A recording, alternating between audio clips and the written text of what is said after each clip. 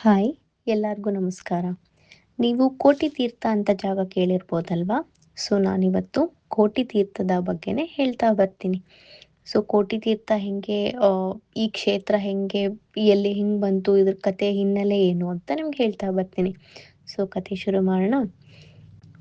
ಇವಾಗ ಕತೆ ಹೆಂಗೆ ಶುರುವಾಗುತ್ತೆ ಅಂದರೆ, ಶುಂಭಾಸುರನು ಶ್ರೀದೇವಿಯೊಡನೆ ಯುದ್ಧ ಮಾಡಲು 1,000,000 ಸೈನ್ಯವನ್ನು ಕಳುಹಿಸಿದನು. ಈ ಸೈನ್ಯವು ಮದೋನ್ಮತ್ತವಾದದ್ದಿತ್ತು. ತಿಲಕಾರಣ್ಯದಲ್ಲಿ ಬಂದು ನೆಲೆಯಾಯಿತು. ದೇವಿಯ ಸಹಾಯಾರ್ಥವಾಗಿ ಸಕಲ ದೇವತೆಗಳು ಬಂದರು. ದೇವತೆಗಳಿಗೂ ಅಸುರನ ಸೈನ್ಯಕ್ಕೂ ನಿಖರವಾದ ಯುದ್ಧವು ಆರಂಭವಾಯಿತು. ಉನ್ಮತ್ತರಾದ ಬಲಿಷ್ಠರಾದ ದೈತ್ಯ ಸೈನ್ಯದ ಹೊಡೆತಕ್ಕೆ ದೇವತೆಗಳು ಚದುರಿದರು, ಶಕ್ತಿಹೀನರಾದರು. ಆಗ ಸಕಲರೂ ದೇವಿಯನ್ನು ಪ್ರಾರ್ಥಿಸಿದರು. ಭಕ್ತ ಬಂಧುವಾದ ದೇವಿಯು ತನ್ನ 9,000,000 ಸಖಿಯರೊಂದಿಗೆ ಕೂಡಿಕೊಂಡು ರಣಭೂಮಿಗೆ ಬಂದು ದೈತ್ಯರ ಬಲವನ್ನು ಎದುರಿಸಿದಳು. ಆದಿಶಕ್ತಿಯ ಗುಂಪಿನಲ್ಲಿದ್ದ ಅಷ್ಟಭೈರವ ಮುಂತಾದವರು ಅಸುರ ಸೈನ್ಯವನ್ನು ಸದೆಬಡಿಯ ಹತ್ತಿದರು. ಸಿಂಹಾರೂಢಳಾಗಿದ್ದ ದೇವಿಯು ಒಳ್ಳೆ ರೌದ್ರಾವೇಶದಿಂದ ದೈತ್ಯರ ಬಲವನ್ನು ಒಂದೇ ಖಡ್ಗದ ಹೊಡೆತಕ್ಕೆ ಸಹಸ್ರಾರು ರಕ್ಕಸರ ರುಂಡಗಳನ್ನು ಚೆಂಡಾಡಿದಳು. ರಣರಂಗದಲ್ಲೆಲ್ಲ ರಭಸದಿಂದ ಅಲೆದಾಡ ಹತ್ತಿದಳು. ದೈತ್ಯರ ಬಲವು ತುಂಡಾಗಿ ದೇಹದಿಂದ ರಕ್ತವು ಕಾಲುವೆಯಾಗಿ ಹರಿಯ ಹತ್ತಿತು. ದೇವಿಯು ತನ್ನ ಹೂಂಕಾರದಿಂದಲೇ ಅಸುರರ ಬಲವನ್ನು ಭೂಮಿಗೆ ಕೆಡವಿ ಭಯಗ್ರಸ್ತರನ್ನಾಗಿ ಮಾಡಿದಳು.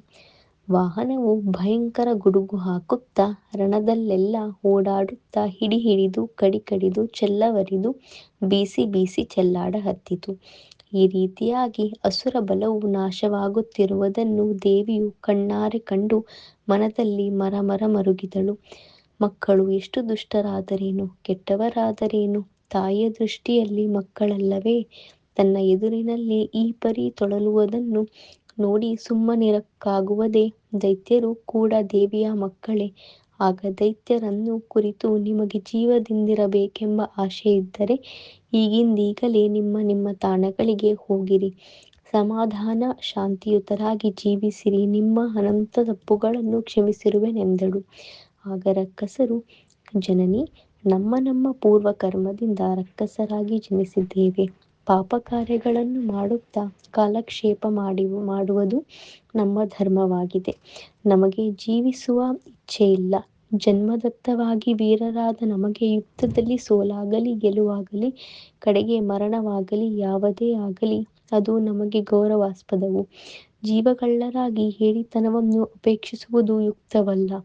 ಒಂದು ವೇಳೆ ಯುದ್ಧದಲ್ಲಿ ನಿನ್ನ ಕೈಯಿಂದ ಮರಣವನ್ನು ಅಪ್ಪಿದರೆ ಸ್ವರ್ಗವು ನಮಗೆ ಖಂಡಿತ. ದೈತ್ಯರ ಆವೇಶದ ಸಮಯೋಚಿತ ನುಡಿಗಳನ್ನು ಕೇಳಿ ದೇವಿಯು ಸುಪ್ರಸನ್ನಳಾಗಿ, ದೈತ್ಯರೇ, ನಿಮ್ಮ ಮಾತುಗಳು ನನಗೆ ಆನಂದವನ್ನುಂಟು ಮಾಡುತ್ತಿವೆ. ನಿಮ್ಮ ಇಚ್ಛೆಯಂತೆ ಈ ಪವಿತ್ರವಾದ ಕ್ಷೇತ್ರದಲ್ಲಿ ನಿಮ್ಮನ್ನು ಸಂಹರಿಸಿ ಮುಕ್ತಿಯನ್ನು ಕೊಡುತ್ತೇನೆ. ನಿಮಗೆ ಯಾವ ರೀತಿಯ ಆಶೀರ್ವಾದ ಬೇಕೆಂಬುದನ್ನು ಕೇಳಿಕೊಳ್ಳಿರೆಂದು ನುಡಿದಳು. ಆಗ ದೈತ್ಯರು, ವಿಶ್ವಮಾತೆಯೇ, ನೀನು ನಮ್ಮ ಮೇಲೆ ಆಶೀರ್ವಾದ ಮಾಡುವುದೇ ನಿಜವಾದರೆ, ನಮ್ಮ ಜನ್ಮವನ್ನು ಪವಿತ್ರಗೊಳಿಸಬೇಕೆಂಬ ಸದಿಚ್ಛೆ ಇದ್ದದ್ದಾದರೆ ನಿನ್ನಿಂದ ನಾವೆಲ್ಲರೂ ಯಾವ ತಾಣದಲ್ಲಿ ಹತರಾಗುವೆವೋ ಆ ಸ್ಥಳದಲ್ಲಿ ಒಂದು ತೀರ್ಥವು ನಿರ್ಮಾಣವಾಗಲಿ. ಅದು ಕೋಟಿ ತೀರ್ಥವೆಂದು ಪ್ರಸಿದ್ಧ ಹೊಂದಿರಲಿ. ಮತ್ತು ಈ ಕ್ಷೇತ್ರಗಳಲ್ಲಿರುವ ತೀರ್ಥಗಳಿಗಿಂತ ಈ ಕೋಟಿ ತೀರ್ಥವು ಅಧಿಕವಾದ ಪುಣ್ಯ ಹಾಗೂ ಪಾವನಯುಕ್ತವಾಗುವುದಾಗಬೇಕು. ಇದು ಸಂಪೂರ್ಣವಾದ ಕೋಟಿ ತೀರ್ಥದ ಕತೆ. ಸೊ ನಿಮ್ಗೆ ಈ ಕತೆ ಇಷ್ಟ ಆಗಿದ್ದರೆ ಈ ವಿಡಿಯೋನ ಲೈಕ್ ಮಾಡಿ, ಶೇರ್ ಮಾಡಿ, ನನ್ನ ಚಾನಲ್ಗೆ ಸಬ್ಸ್ಕ್ರೈಬ್ ಮಾಡಿ, ಬೆಲ್ ಐಕನ್ ಮೇಲೆ ಒತ್ತಿ. ಸೊ ನಿಮ್ಗೆ ಈ ಥರ ವಿಡಿಯೋಗಳು ಮತ್ತಷ್ಟು ನೋಟಿಫೈ ಆಗ್ತಾ ಇರುತ್ತೆ. ಸೊ ಈ ಥರ ಮತ್ತಷ್ಟು ಕತೆಗಳನ್ನ ನೀವು ಕೇಳ್ತಾ ಬರ್ಬೋದು. ಮುಂದಿನ ವಿಡಿಯೋ ತನಕ ಶುಭೋದಯ. ಹರೇ ಕೃಷ್ಣ. ರಾಧೆ ರಾಧೆ. ಎಲ್ಲರಿಗೂ ಒಳ್ಳೆಯದಾಗಲಿ.